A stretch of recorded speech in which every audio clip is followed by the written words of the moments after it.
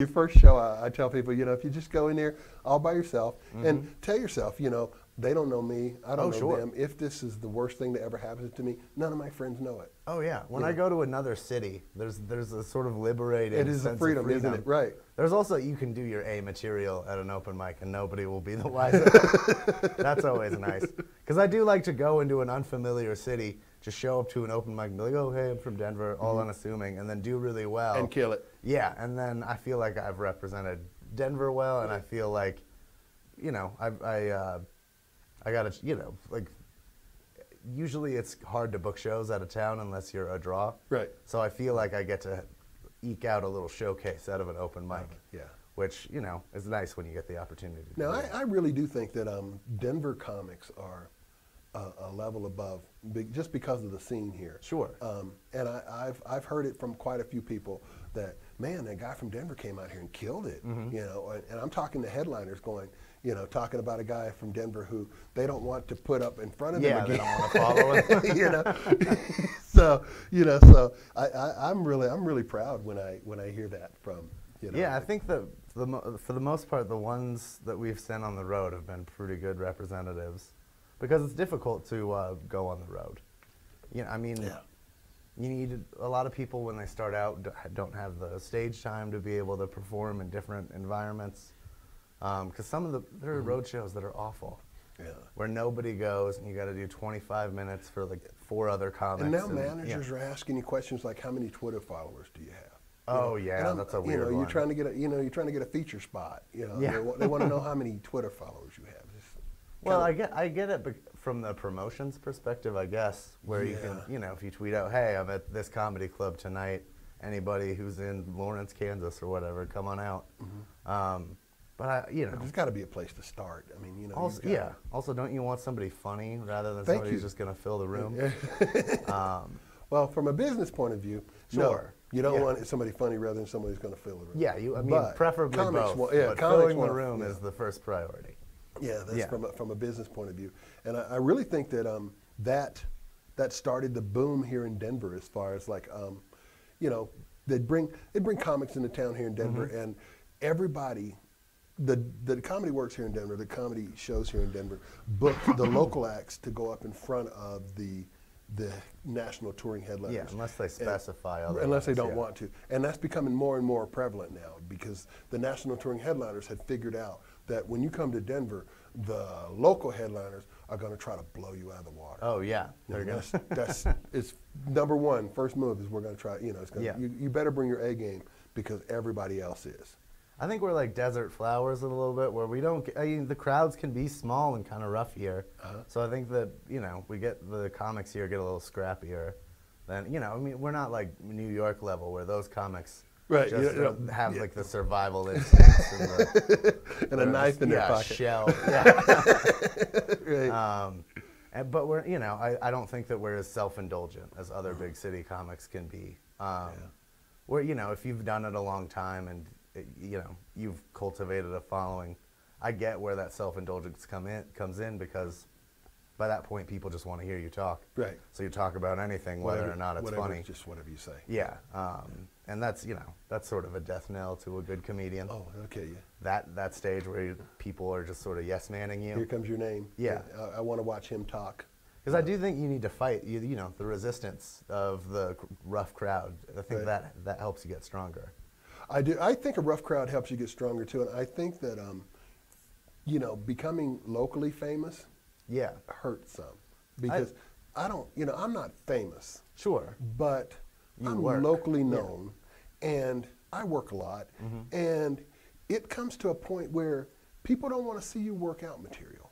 Yeah, they want to see you. People, even the local people here in town, they see you, and they want to see you want to see the same material they saw you do a year ago. Sure. And it gets to be kind of a crutch. Oh yeah, I think that's. I mean, because it's challenging too, because that stuff's perfected, so your new stuff is a little half-formed. Right. Doesn't hit as hard as you're used to hitting. I haven't achieved that level of success. That high of a batting average where I feel like, I'm wondering if people are laughing in a genuine way. I still feel like most of my laughs are hard won. Okay. So I, you know, I mean, Well, the thing I liked about your set at Ari's is that, you know, some of your stuff was above, I don't want to say above the head of the crowd. Sure. But some of your stuff was not Weird. for that crowd. Yeah, Yeah. it's weird for that crowd. Yeah. And it didn't phase you a bit. It didn't even slow you down. yeah. You know? I mean, I get it. I talk about a lot of weird stuff. I say a lot of, you know, strange, outdated words. If people are on board with it, they find it hilarious. But if they're resistant to it at all, it's a, you know, it can be a tall order or a tough pill, any cliche you want to pick. Yeah. I get why people would have the resistance to it, but I also feel like if they listen and give in to the whimsy of what I'm saying, they'll enjoy it. So there's, you know. I agree. I mean, I'm the same way. I'm the same way as a comic. I don't like participation. I don't need your help in my show at all. Oh, sure. Yeah. If you sit down and you get into rhythm that I'm getting ready to throw down, we're both going to have a wonderful time. Sure. Exactly. Yeah. So, yeah, I know exactly what you're saying. Yeah, like I know what I'm doing. You know what Yeah. you're doing.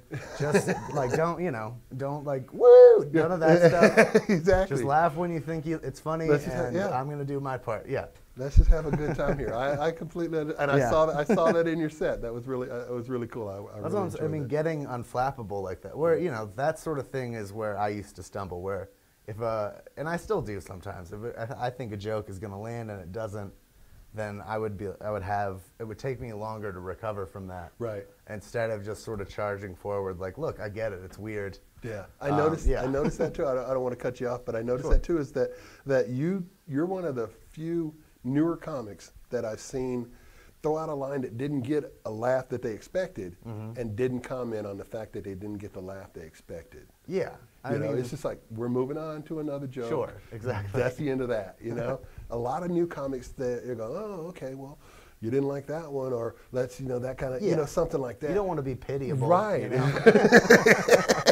Exactly. So I was really impressed with that. Yeah. With your Oh, set. thank you. I enjoyed that. I enjoyed that a lot. So, how did it like get to be? Now I want to do this for A 3 living? years. Yeah. Oh, I mean, you know? I knew that if I was going to start when I started, that I really needed to not half-ass it.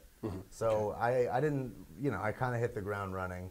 The first week I went to every mic that I could, and then did that for, you know, I don't go to every single mic still, but for the most part, I go up every night. Gotcha. Okay. You know, usually for free at a dive bar for people who hate that the comedy is happening at them.